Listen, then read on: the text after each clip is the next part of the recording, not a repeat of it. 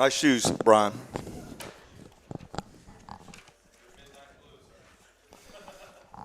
If you only had socks like Dr. Brown, though. 10 seconds, fellas. Try to keep Dallas Hicks under control in the corner.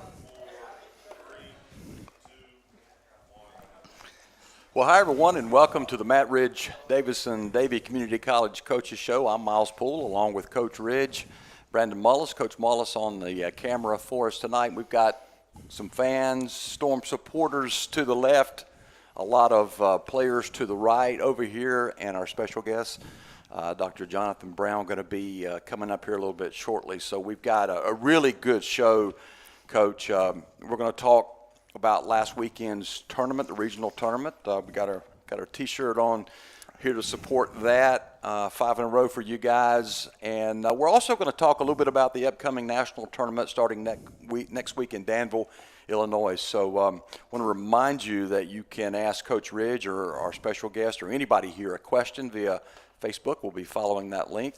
And as our players, special guests tonight, our players, we're going to have Mike Wade for the second time this year, and also Aiden Taylor going to make a last-minute appearance for us. So we appreciate that. Absolutely. It's an exciting time for these young men to my right.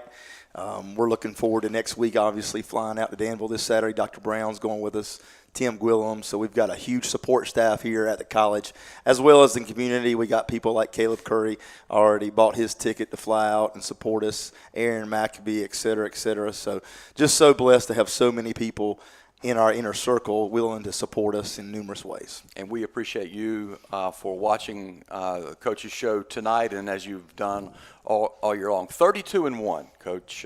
Second ranked in the nation on the last poll behind National Park College. They actually lost in the semifinals of their conference tournament. So, you know, they actually had to get in a large bid to get into the tourney. So you guys are going to go in as the number 1 seed. We're going to talk about that a little bit later on. But you're regional champs now for the 8th time, 5th year in a row, as the T-shirt says here. You defeated Bryan and Stratton last Saturday, 84-77, and we're going to talk about that game in particular. But before we get to that game, let's chat a little bit about the tournament in general. You go in as the number 1 seed in that regional tournament, which means you get a first-round bye. How important was those few extra days off after that grueling regular season? Well, I think anytime you get some downtime, it's good for these young men because it is a grueling season. It's a long season. As you well know, we've had numerous injuries. But fortunately right now, we're pretty healthy overall. We've obviously cut back with the amount of time we're spending on the floor in practice. And then we have so many people like the massage ladies, Miss March, Miss Bright, that helps these young men get to 100% or at least close to it as possible. So that was good to have that. We've shortened our practice time. We spend so much time in the classroom with Kevin Egan doing analytical stats as well as film and scouting reports. Good to have some time off, but any concern with having that space of 7 days between ball games? You know, it's actually a lot shorter this year going into the Nationals. Last year it was almost 2 weeks. So this year 1 week is not nearly as much, which is, I think, good for the young men. But for myself and Coach Allen and Coach Dumas as well as Coach Mullis, it's a challenge to scout 19 teams in 6.5 days. So I want to really thank Coach Mullis and Coach Allen and Coach Dumas for their tireless work behind the scenes, because every team we scout, it's 8 to 10 hours of prep, and there's only so many hours in the day. So really, really appreciate all the hard work by my staff and Coach Mullis helping me behind the scenes. Well, your first game in the tourney was the quarterfinal game against the number 8 seed Catawba Valley Red Hawks, who you had actually beaten, a week before. What did the team's practice and prep work look like heading into that first game on the 17th? Catawba Valley is a scary team because they shoot so many threes, and they really try to get out like we do and run. So if they get hot from the 3, you're in trouble, and they could beat anybody because of that. So it's proud of how we defended the three-point line, not just in Brinkley Gym, but especially late in the first half and the second half against Catawba Valley. I thought that was really, really important. Our sense of urgency and transition D was really good. Well, you earned a spot the following day to match up against the 5th-seeded Hurricanes of Lewisburg College. Always a tough game with Lewisburg. They had beaten Lenore, who was the 4th seed, to advance. Just like Catawba Valley, from the day before. You'd faced the Hurricanes twice in the regular season, winning both of those matchups. And this game really was no different as far as the outcome goes. You came away with a 107-88 victory. But talk about the challenges, if you will, of facing good teams like Lewisburg multiple times over the course of a season. Well, they know you. I mean, they've played against you twice. They've scouted you. So each team knows what the other team's probably going to do. And that first half, Lewisburg showed everyone that they could stay in the game with us. They had a player that was ridiculously hot from the perimeter. He had 20 on us at halftime, making contested jump shots. But that second half, we really locked in defensively, and everybody was really on the same page, pressuring the ball, denying. We scored 40 points in 10 minutes, the first 10 minutes of that second half. And it wasn't really our offense. It was our defense that was our offense. We were getting, deflections and steals, and it's pretty good when you get 2-on-0 fast breaks or 1-on-0 fast breaks. So it's a pretty high percentage shot. But I was really proud of how we came out of the locker room. We emphasized it at halftime, pressuring the ball, denying, and getting easy buckets in transition. Well, that earns you a spot in the finals. And the finals, not an easy task. You go up against a physical Bryan and Stratton team. A winner of this matchup is going to punch their ticket to Danville, right? I mean, so you're a step away. How did you feel your players responded to being on that stage with a spot on the national tourney on the line? Well, I knew Bryan Stratton would come out with a lot of energy, and they did. And it was close for the first, I'd say, 15 minutes, but that last 4 or 5 minutes, Mike Wade came off the bench, played at an extremely high level on both ends of the floor. Ethan defensively on their best player was phenomenal for the majority of the game. But second half, I was really proud in that last 5 minutes of how we were in attack mode. And when I say in attack mode, I'm not just talking about offensively. We're at our best when we're pressuring and denying. Ethan sets that tone for us, and it became contagious with the whole team. So really proud of how we defended. We approached the game just like every other game. It was no different than it's a scrimmage game or the first game of the year or a non-conference game.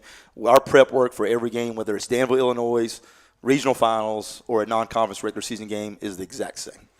Looking back at that game, just chat, if you will, a little bit about, I think, a couple of keys in the contest, two essential building blocks, I think, to winning consistently are free throws and rebounds. And you guys won the battle of the boards. You had a point plus 15 margin in the rebounding, and you shot 28 of 32 from the free throw line. Yeah, well, it's something we've emphasized a lot, and these young men get in the gym outside of practice and shoot a ton of free throws.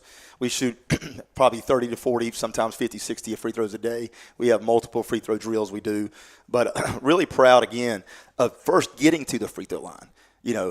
Coach Smith at Carolina, when I was there, always said, you want to make more than your opponent attempts. And we did that in the regional finals, which was a huge stat for us. But going back to what I was saying earlier, the way we defended, it wasn't just Ethan. It was Mike Wade and Frank. Number one for Bryan Stratton had 30-plus points in both games, Thursday and Friday leading up to that Saturday game. So we really challenged our guys to make it very difficult for him to get any clean looks and really even to get the ball.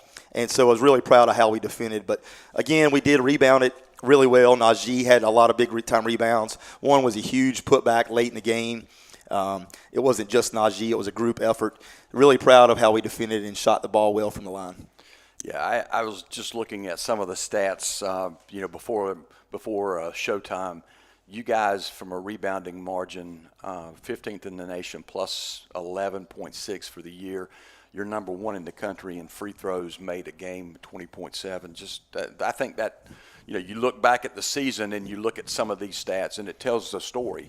It tells some of the story. Well, Kevin Egan will tell you, and Coach Smith, actually, he was talking today, was way ahead of his time when it comes to analytical stats. He talked about points per possession when I was there in 1992, and now everyone talks about points per possession and a lot of other deep analytical stuff. But Kevin talks about how you score more points per possession almost every game when you get to the line. And so we want to play inside out. We want to think layups and threes in that order, and our guys have bought into that, and we want to be in attack mode, get downhill, get the ball into Najee and Jacob Moore and Frank and Tyler and all of our bigs, Trey, et cetera. So it's a matter of these guys buying into that philosophy. And, again, we're at our best when we defend and get out on the break too. Well, nice win. Great job in the tournament. Congratulations to you and the team. for winning another tournament. Also, during the tournament week, NJCAA Region 10 announced some awards that I want to brag on you guys for a little bit, right? So, Coach of the Year for the 11th time went to you. So congratulations for that. Najee Stroman was first team All-Region. Jacob Moore, first team All-Region. You had DJ Suggs, second team All-Region. And Ethan English was the Defensive Player of the Year in Region 10. So talk a little bit about that, yourself, and about the other 4 players that were recognized. I'm not going to talk about me, but I will say it is phenomenal to have 12 teams in one league and 2 guys off one team voted on the first team. That's unheard of. And I think it speaks volumes to what the other coaches in our league think about our guys. For Najee and Jacob Moore both to be voted the first team was awesome. And then, of course, we had another player on the second team. So 3 out of the top 10 players, arguably, in our league were voted in the top 10. So really, really, really proud of that. I think the team, everybody, all 17 players, red shirts included, should feel ownership of that, because without the team, they would not have been voted that. Because if we're not winning, they're not voted first and second team. So, and then of course Ethan. When we voted, the coaches talked about the votes in the room. Several of the comments I heard from other coaches in our league were like, "I don't think there should even be a vote." And whenever they emailed out the results of the vote, it was not even close. Ethan had twice as many votes as anybody in the whole region. So, really proud of how he puts a lot of pride on that end of the floor, and he does it every day in practice too. So, it's just who he is. Well, congratulations again to all of you guys on a great season up to this point. Still games left to be played. Jason Gore chiming in, Coach. He says, good luck at the national tournament. So go Storm. And appreciate you, Jason. Patrice Wade also, congratulations, well deserved. Thank you, Miss Wade. So next week, you guys are going to lace it up, head up to the national tournament. Actually, you guys are leaving Saturday. Tough competition. I mean, the 20 best teams in the country are there. 4 additional at-large spots this year. So there's 20 teams. Interestingly enough, the number 1 ranked team in the country before the tournament started, National Park College, lost in their district tourney, as I mentioned before, to South Arkansas, and they had to rely on an at-large bid to get in.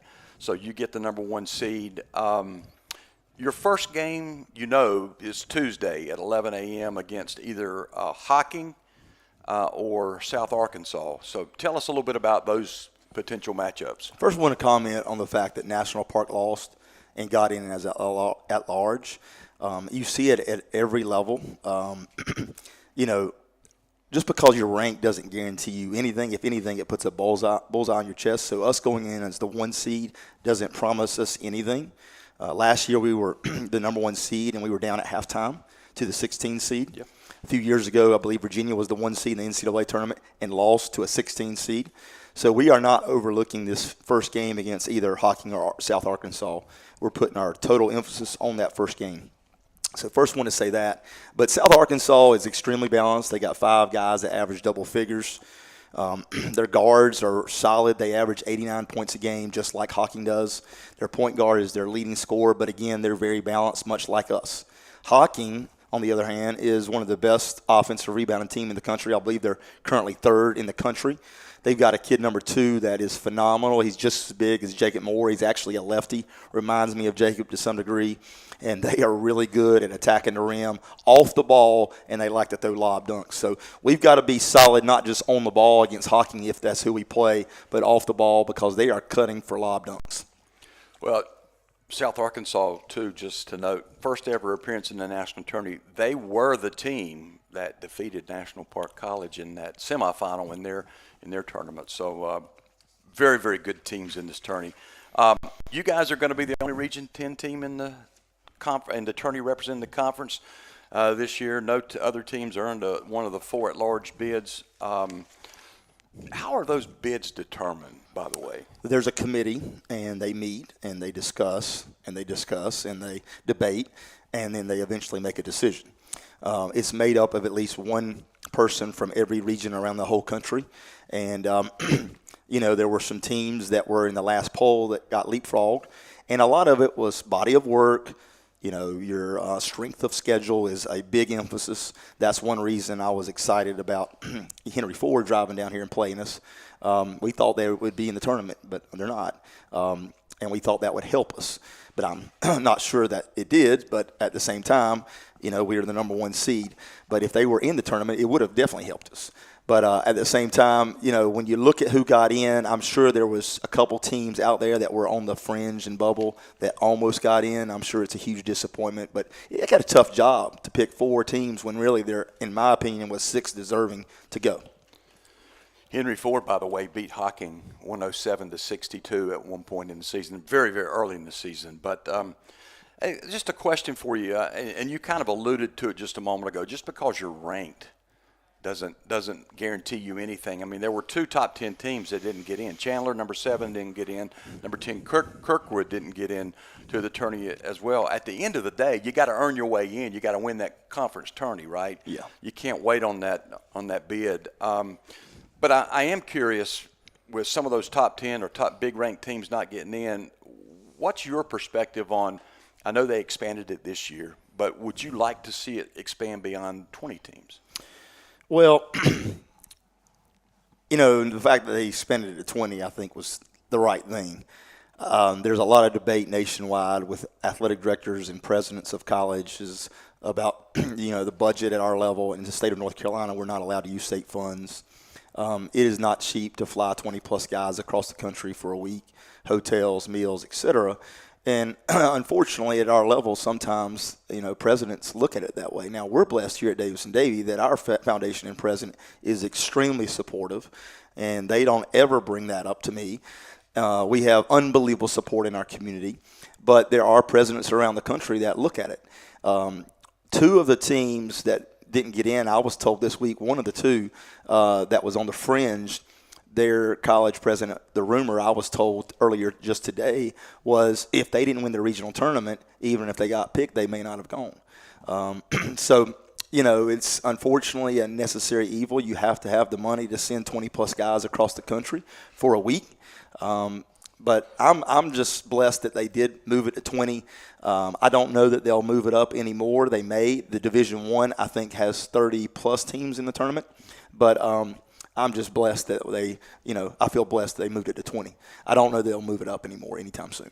So travel plans, what do they look like for this weekend? Leave Saturday at 5:30 in the morning from the college, between 5:30 and 6. Fly out of Charlotte, get to Indy around 11:30 their time. Drive an hour and some change. Tim Gwillem is driving out tomorrow morning with a couple of our players, and then we'll spend the rest of the day in the hotel and eating. Sunday, we get up early. We have a shoot-around that morning at the gym. We'll be playing in. They got 20 teams to get in one facility, so we have 30 minutes on the court. Then we'll go eat lunch, and then we have a banquet that evening, which will be fun for the guys. And then the next day we go scout, and then Tuesday we play at 11 a.m., which will be 12 noon for folks watching online here locally. Well, we hope you guys go 4-0 and win out. But I wanted to, these guys sitting over here, several of these young men have been with you for a couple of years now, and they have a record of 67-2 over the course of that period. Really 60-81 if you take away the forfeit. Only been beaten on the court one time. Talk a little bit about those guys. Well, when you think about those numbers and sit back, it's pretty phenomenal. It doesn't matter what level you're playing at. It says a lot about their character, their integrity, not just their ability, but their willingness to sacrifice the me for the we and the good for the team. That's kind of crazy to sit back and think about. However, I really believe, and if they were sitting up here talking right now online, I think they would tell you they're basing their pride on next week, these next 4 games. It's something that's never been done here. It's something that we've all, thought, and we've had a goal of going out there and winning it all and bringing it back for this community, this college. So I'm proud of what we've done. I really am. But we're basing our pride on these next 4 games. Well, we're going to take a break and bring up our special guest, Dr. Jonathan Brown, Coach, and we'll talk some more basketball in a little bit. Sounds good. John Mickey saying, good luck, Matt. Play smart. So we're getting some. Play hard, smart, and together, right, John? There you go. All right, let's get Dr. Brown, the the man, the myth, the best dressed guy in the room. Yeah, always the best dressed guy in the room. Dr. Jonathan Brown, the Vice President of Workforce and Community Engagement here at the school. And Dr. Brown, welcome back to the show. Now, Coach told me right before we went on the air, he said, Dr. Brown said, scratch all questions except for basketball questions. So I'm going to throw away everything else that I was going to talk about with you here, and we're going to jump right into basketball if that's okay with you. That's perfectly fine. Thank you, Miles. All right. So we're in our 17th year of this program, and you were, I think, part of the committee that actually interviewed Coach Ridge and brought him here. So you've seen this program as it's been in the beginning and as it's grown through the years. Just again, if you don't mind sharing with us your thoughts on the program's growth over those years and how athletics really in general impact the college and community here at DDCC. Well, you know, our record, you can go back even further than the last 2 years. Our record in Brinkley at home and overall speaks for itself. And, you know, I just want to take 1 second, and I know he didn't want to talk about it, and I don't know where he went, but I want to congratulate Coach Ridge on Coach of the Year because I think that's an awesome award for him. He's well-deserved for him. And, you know, I've seen years where, you know, last year I'll take, for example, we go undefeated, and he's not Coach of the Year. And I'm like, how's that happen? So well-deserved for him, very proud of him. But what Coach has been able to do over the past 17 years is just absolutely remarkable. I think it starts, number one, with our recruiting. He does a phenomenal job. Him and the staff, they get on the road, and we get the best players that are available that fit our program. And I think that's a huge thing. There's a lot of talented players out there, but if they're not going to buy into, you know, our team chemistry, our character, our values, and our morals, you know, they're probably not going to be a good fit. And that's one thing I think this year's team has done a really good job from the outside looking in. I really think I've seen a lot of leadership step up at times when sometimes you need that player leader to get into somebody's, you know, rear end and make it work. And I think we've got that. So, you know, just over these past, like I said, 17 years, just a remarkable job. It does so much for our community, a lot of pride. Look, it's great when I go out all over the state, the conferences, and I'm sitting with other colleges, and as soon as I say I'm with Davidson-Davie, oh, your basketball team. So, you know, that's good that we're known for our basketball. So, very proud of that. Well, you talked about the character of the program and the young men that have come up over the years, and the style of ball we play, and it's not so much different from year to year to year, but teams do have their uniquenesses, you know, about them and different characters, you know, as players come and go. How would you compare this year's team to some that you've seen in the past? Well, I think there's some consistency, especially over the last 3 years. Number one, we get after it defensively. We play at a phenomenal pace. We run a lot of players in and out, which works to our advantage because I see teams, and you can even look at this past weekend in the tournament, you know, first half it may be close. We just keep coming at them, and, you know, we pull away. So, you know, Coach has a plan, and that's the biggest thing. You know, he does a great job scouting. The kids buy into it.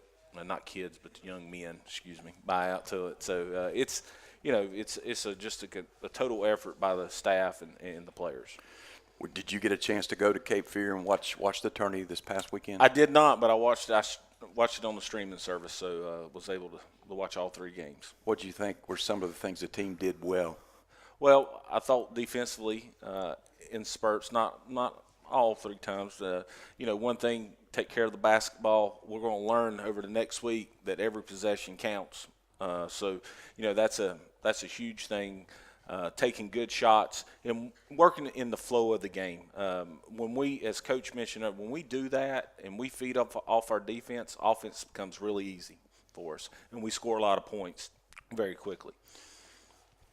Well, you know, every step of the way after the regular season, there's a lot of pressure. So the district tournament, there's a lot of pressure on these young men to win, you know, because there's an automatic bid at stake to go to the national tournament. And now the teams pass that test, they move on, and, you know, they've got 20 or 19 other teams that are going to be up there competing for that one trophy. There's a lot of pressure at that level of play. Are there things that you and the coaching staff do when you're up there to kind of take that pressure off of these young men and make it more of a business as usual type? Yeah, and I think pressure, just like anything else, and I say this about stress, is relative. It's what you make of it. But, you know, when we've been up there in the past, the one thing that I think has worked in our benefit, even though we haven't won the championship yet, we're going to do that this year. But I think we stay in our routine. Players know what to expect. We're not, you know, coach is not throwing something at them that we haven't done throughout the entire year. So, you know, every day we have a schedule. You know, we're going to get up and go to study hall. Then we're going to go to practice, or we're going to go scout. We're going to go eat at this time. So I think just being consistent with that really helps. And, you know, just being relaxed. You know, every once in a while you got to reel them in and focus. But, you know, you got 1 week. I don't think that's asking a lot to focus in for 1 week and to be a national champion. Are you going to go to you'll be there with the team? Absolutely. We're flying out, as Coach said, Saturday morning, so really excited about that. So you've been to these things in the past now, and you were there, I think, both national championship games, if I'm not mistaken. I was at the second one. When we played South Suburban, and then last year was able to attend too. So what fond memories of the national tourney can you share with us? Well, I like it from being a former coach. It's an opportunity, even though you're at the end of the year, there's always something about the camaraderie of a team when you're fighting you have one goal in mind.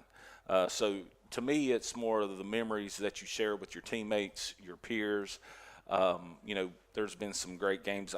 The dunk last year that Chase Mebane had, who was that against, Coach? I can't remember, but all I know is when Coach watched it back on film, I'm jumping out of the stands when he got that. And then even last year, even though when you reflect, it was a great season, I know there was some disappointment, but I was just so proud of the way our team handled that loss and was able to come back and win 2 games. And that's hard to do because, you know, we went there for one reason only, win a championship, and that wasn't going to happen. So it would have been real easy for that team just to pack it in, but they didn't. So that shows a lot of character.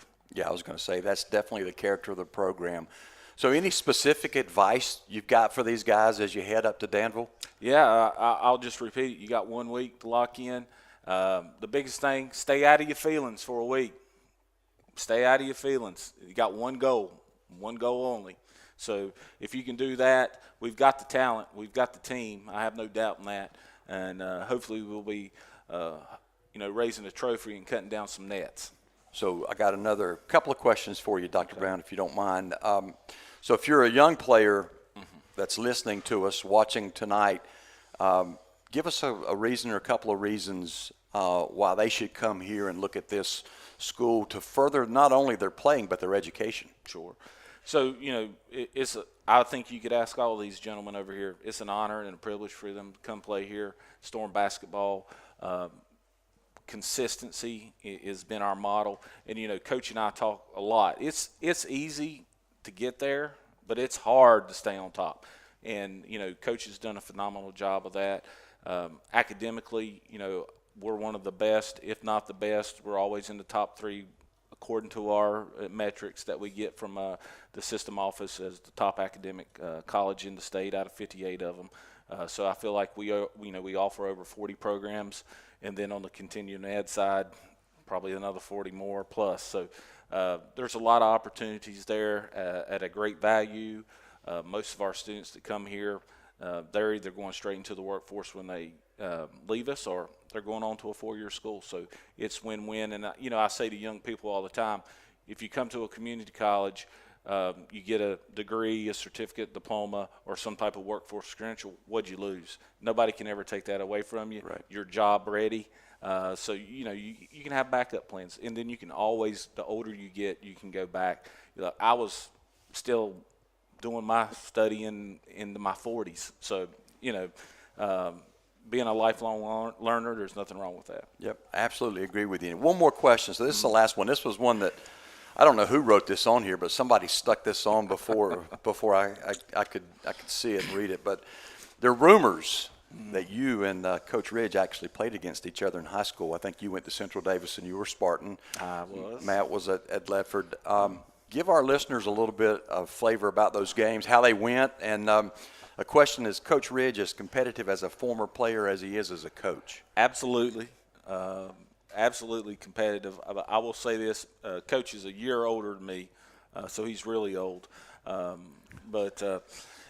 You know, I did not play varsity my freshman year. I did my sophomore and junior, so we played against each other my sophomore and junior year. And unfortunately, I have nothing good to say about the outcome for the Spartans because they were really, really good.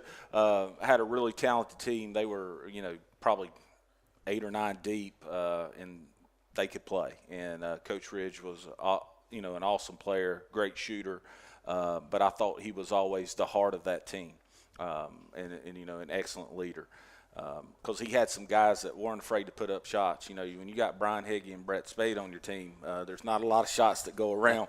But Coach Ridge always found a way, you know, to do not only little things but also to score the basketball at a consistent rate.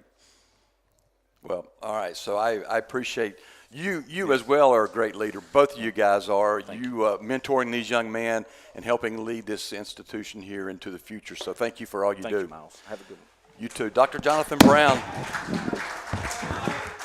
Mark Beck shouts out, good luck, everyone. Go Storm. Lily Jackson says, let's go Storm. Now we got Mike Wade coming up. Mike from Burlington, North Carolina. Welcome back to the Coaches Show number 2.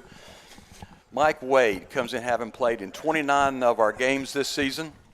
He's averaging 2.4 points a game, 15.7 minutes per game.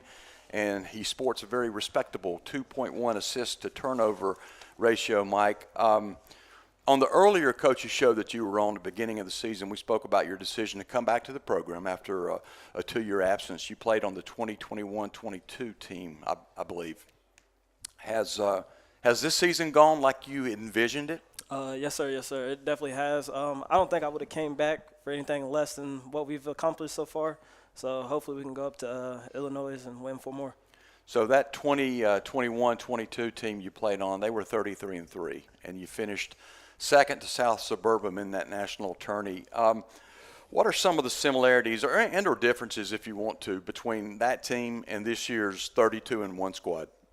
I don't really think there's many differences. Similarities, I think both teams were just all bought in the whole season. You know, we have our days where things don't go our way, but I feel like we've all been bought in from day one, and so, yeah. How do you think your game has changed since that year? I definitely shot the ball more. I know my first year here, I was definitely just a defensive guy and passed the ball, but now, you know, when I'm open, my teammates encourage me to take the shot, and I've been able to knock down a few. What about from a personal standpoint? How have you changed? I've definitely evolved into more of like a leader. My first year I was behind LJ, Javion, and Zai. So, you know, I was able to take some information from them, you know, and I still talk to them on the daily. And so I've been able to become a better leader just by being behind them guys. One thing I've noticed as you play, Mike, you are probably one of the most calm people on the court. I mean, you never seem to get rattled. And I remember that from the year that you played here before. Where does that come from, that calmness? You seem to handle everything that's thrown your way.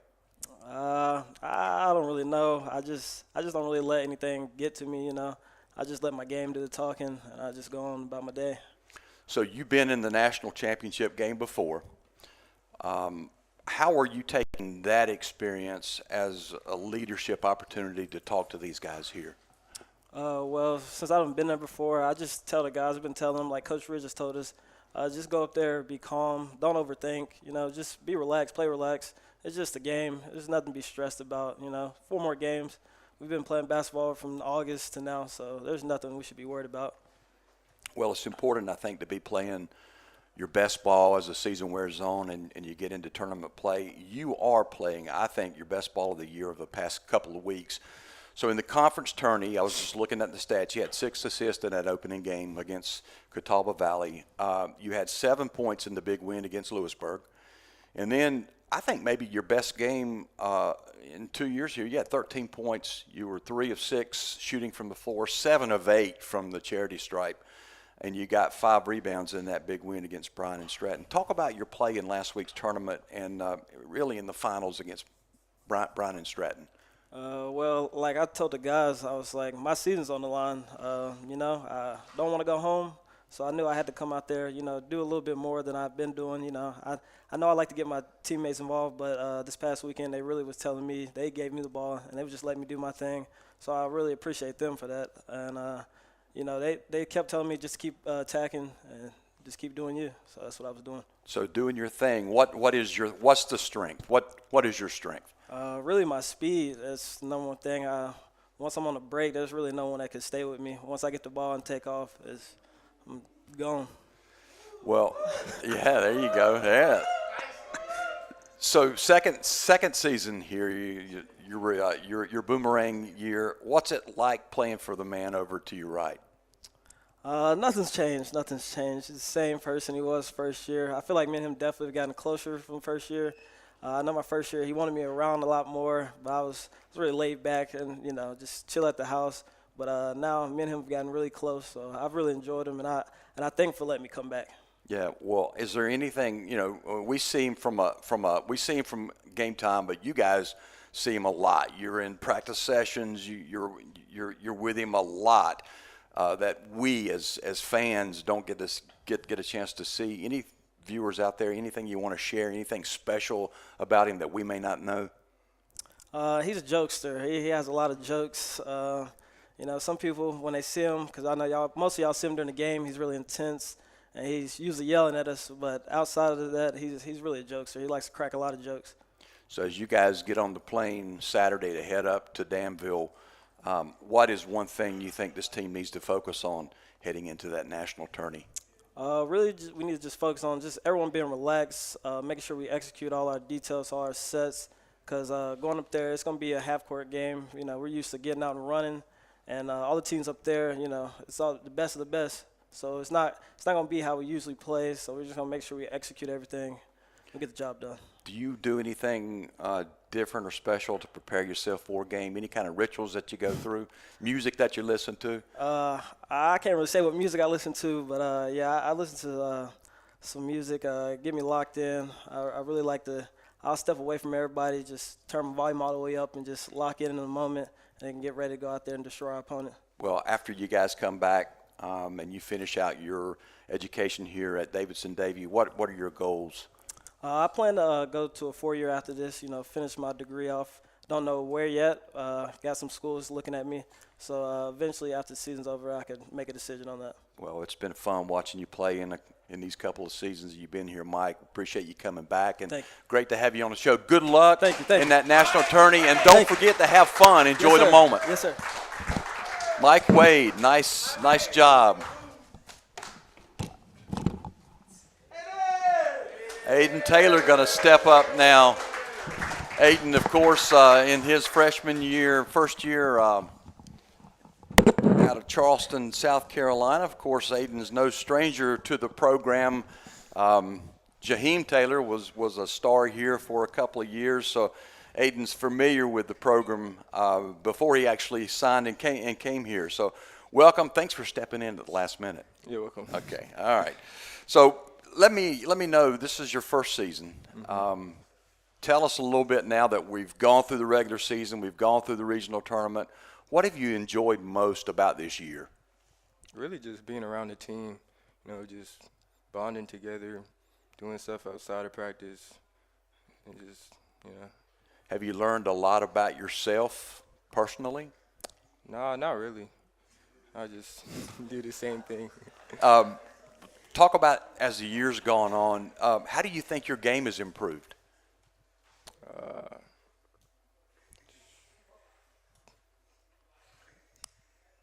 Do you get your 1,000 shots? Do you get your 1,000 shots a day? No, not really. Oh man, you got to. I be trying, but you got to get into the gym next year. It's kind of hard with all the stuff we do. Yeah, there's a lot to soak in and learn here with this program. You you came in, you're a quiet guy, but when you get on the court, I mean, you have a way, not in a loud way. You don't have to be a vocal leader, but you have a way of taking control and really helping lead this team. I look back at the game. We'll go back to the Henry Ford game when we were here over the Thanksgiving tournament, and that last shot by DJ Suggs that went in to win the ball game. You got the assist on that. What describe that play for us, if you would? When I think it was DJ threw the pass to Jacob, it was like a lob pass, and I got scared because I thought they was going to steal the ball. But Jacob tipped it out to Mike, and once Mike gave it to me, I knew I was just trying to get the best shot possible. So when they trapped me, I seen DJ wide open. I just gave it to him. It was a great pass. One of the best plays I think I've ever called and seen. And, DJ was telling us a couple of weeks ago when he was on the show, he said the first thing that went through his mind was, oh, Lord, I've thrown the ball away. So he ended up taking your pass and making it count. But that's the calmness on the court, in a game-winning situation that I think you bring. Again, you don't have to be a very vocal leader, but you do things on the court to help your team. Give us a little insight on something maybe that we don't know about Coach Ridge. I asked the same thing to Mike. I'll give you a chance to maybe poke Coach a little bit. I ain't got nothing for you. You're not going to share anything at all with us about Coach. I'm sure you could tell some stories on him, though, but you're going to be kind to him. Yeah. So last year, when the guys made the trip up to the national tourney and your brother Jaheim was on the team, did you go up to? So this is your first trip up there. Has he given you any advice? Have you talked to him about this particular opportunity? No, I haven't. You need to talk to Jaheim. Now, Jaheim was really vocal. I mean, Jaheim was Mike said that Coach was a practical joker. Jaheim was probably the real practical joker. Who's the better player between you two guys? Me. Okay. See, now I like that. That was no questions asked. So, Aiden, give us your thoughts on how this team is playing you guys as you head into that national tourney. How do you think you guys are playing? I think we're playing really good. We've been getting better every day and just been playing better every game. Is there one thing that you think you really need to focus on and improve on as you head into your first game up there?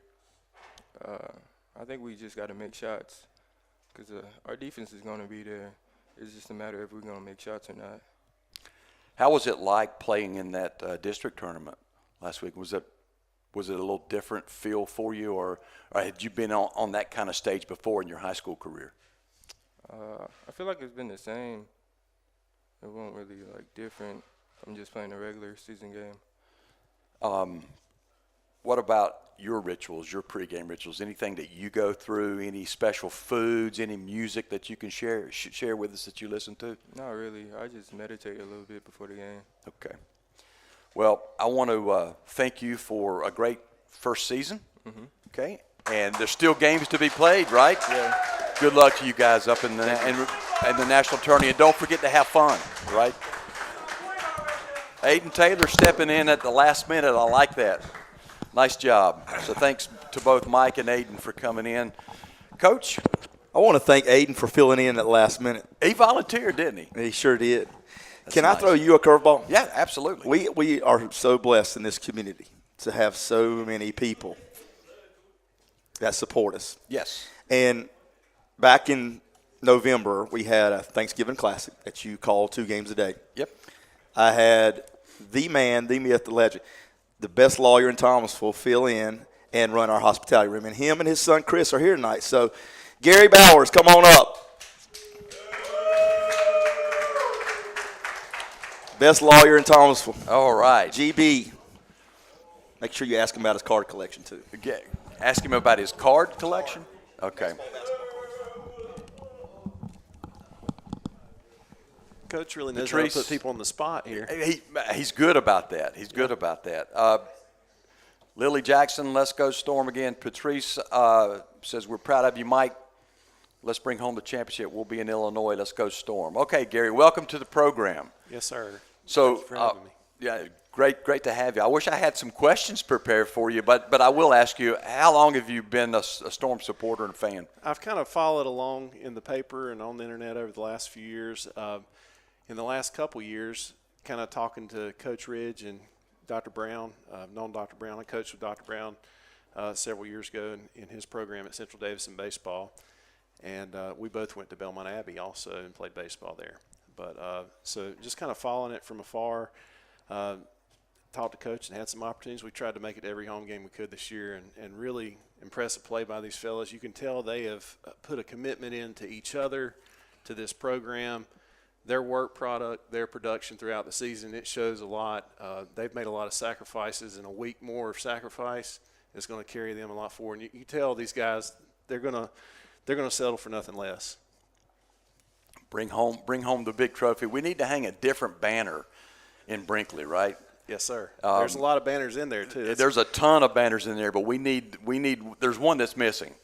So, obviously you've been to a lot of games in Brinkley. We've only lost in this program's history 19 games in that gym right there. 19 games. I mean, it's a 93% winning percentage. I don't know of any basketball program in the country, no matter what level it's in, that can say that they've got that kind of winning percentage on their home court. That's a huge advantage. Being a fan and being in that gym, what do you think makes it so special? It's a tremendous atmosphere. It is a tight spot in there to find a seat, and the fans are vocal. When you watch these guys deny basketball, though, it gets everybody excited because they know something's going to happen. They know they're going to create that turnover. They're going to turn it into points. That's what gets me up and going in that gym in Brinkley each time. I love that pressure on the ball. I love them denying that ball.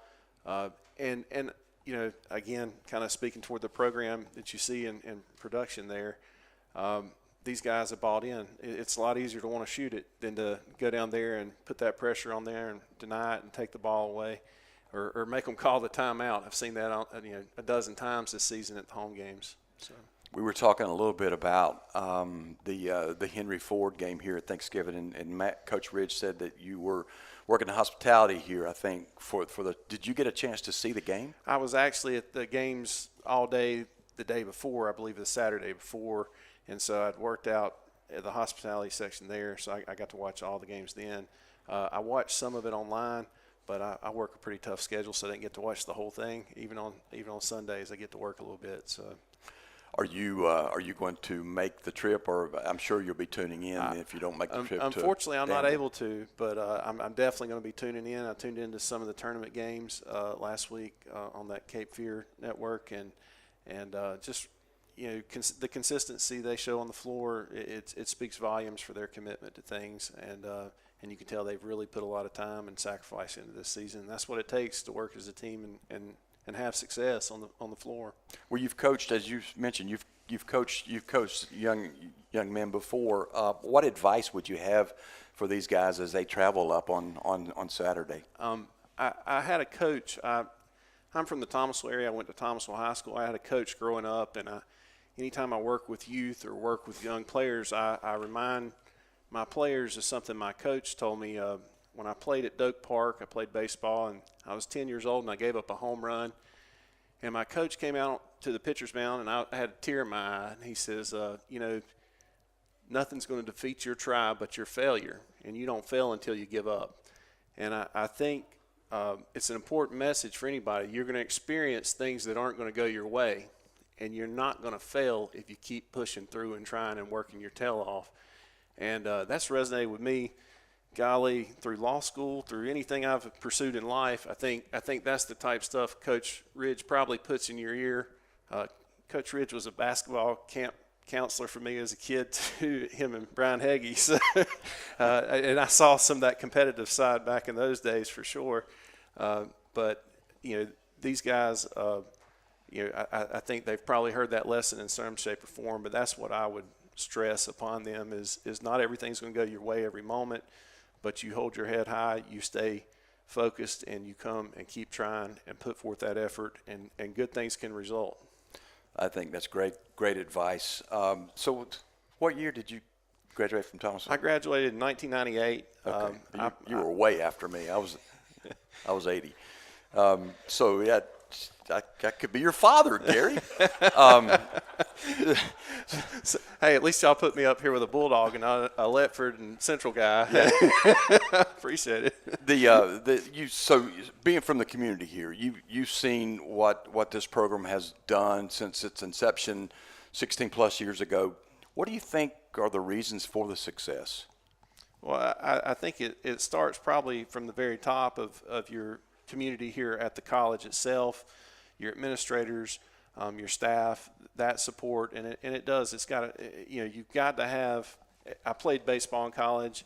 I played for a couple different coaches, and the program itself really, that coach laying down the groundwork of what our discipline's going to be, what our mores are going to be, or morals, and everybody buying into that, and certainly in a baseball program, you're going to have 50-plus guys on a roster, and you're not going to have everybody buy in, but certainly you see that probably more commonplace on the basketball court. You've got a tight group of guys, and so I think it starts from the very top and certainly works its way down, and in that recruiting, you're looking for guys prepared to make that commitment, sacrifice. Well, we appreciate you making the sacrifice at the last moment to come up and be part of the show.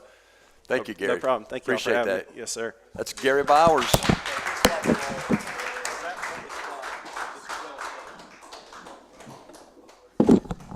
All right, Coach.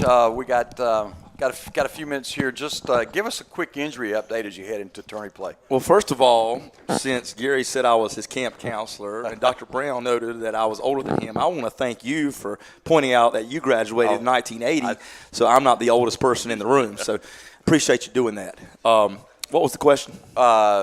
Injury report. Injury report. Yep. We're healing up. A lot of these twisted ankles, a lot of these back injuries, a lot of these et cetera, et cetera.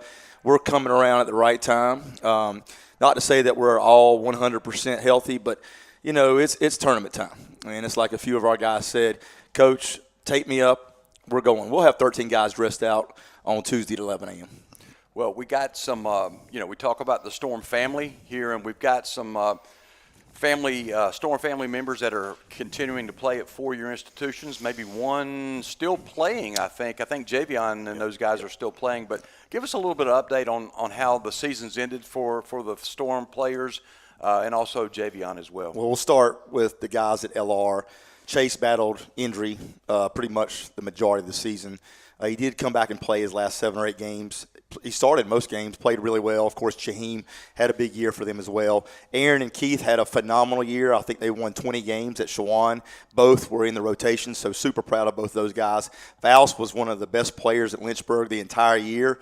LJ, of course, is LJ. Had a great year at Lees McRae. Tim took his team all the way to the conference tournament finals for the first time in many, many, many years at Greensboro College. And the years I had at Converse, wow, one of the best players, not just on that team, but that league. And, without saying, we all know what Javion's doing. He's still leading his team. He just led them to another SAC conference tournament championship, I think 2 years in a row. They play Saturday in the national tournament for the second year in a row. That young man is just such a warrior. He's a dog. He's a winner. He just finds a way to will his team to win. And he's just a phenomenal player and young man. He may be watching. Javion, good luck against Pembroke this weekend. Yeah, that'll be nice to see him continue there. All right, sponsors. We're going to let you just thank the sponsors real quick. We've made some improvements to the experience here with the digital scoreboard and the scores table. All that couldn't be possible without the help of folks that sponsored this program. Well, to be honest, when the season's over, of course, I'm going to be emphasis on recruiting. First, my emphasis is going to be spending more time at home with my wife and kids, but recruiting will be at the top of that list as well, but also fundraising. We got to continue to fundraise for multiple reasons, not just for basketball, but volleyball, and down the road, hopefully, one of my goals is eventually maybe to consider starting more sports here at the college. So if there's anyone out there that would like to get involved with our fundraising strategy, please let me know. There are things that we give back to folks that give to us. All kinds of things. We have different levels. Obviously, Todd down here at Jerry Hunt is at the top of that list. Josh Hill with the Hill Group, Justin Strickland's names on the court, Fidelity Bank, and Mohawk Industries. But there's so many others that give, like yourself.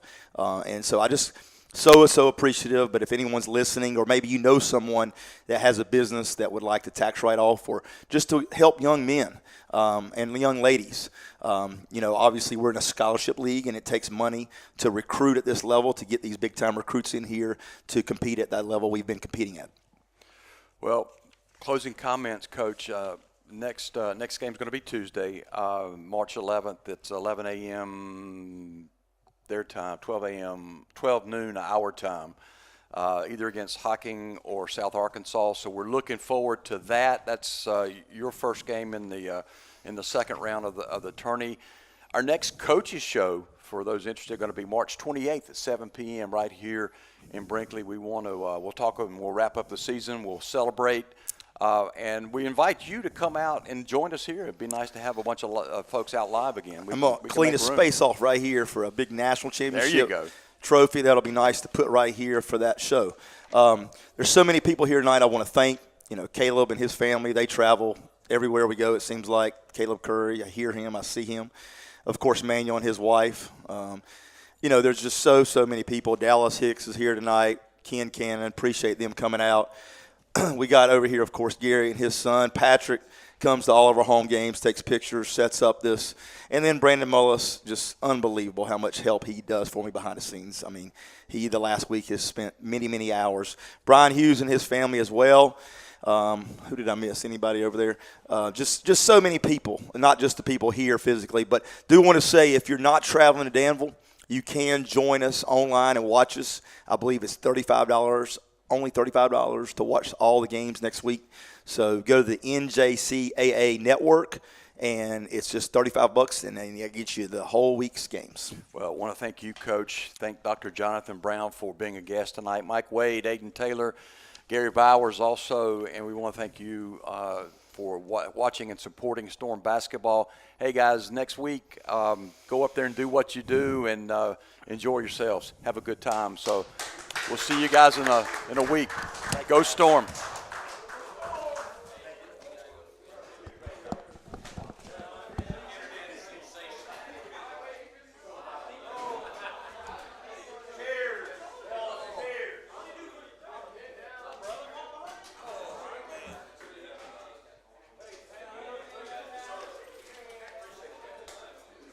Good job. Thank you again, man. Always a pleasure.